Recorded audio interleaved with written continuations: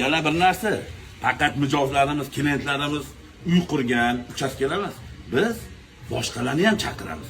Dom quradigan, boshqa qiladigan, uchastka bilan shug'ullanadigan biznesmen akalarimizni ham til qo'ymaymiz. Sifatligidan qilib beramiz. Joningiz omon bo'lsin akalarim.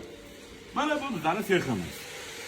Xudoga men qattiq shukr, mana shu paytgacha ustalarimiz, o'zimiz mana bu turishimga qaramaydi. Men o'zim 25 yillik sohaning ustasiman. Mana ko'ring, yasalayotgan sifatli narsalar. Temirini ko'ring, mana temirini, bozorikini ko'ring, alyumin bo'ladi aka. Qo'ysiz, mashinaqasidan qo'ying.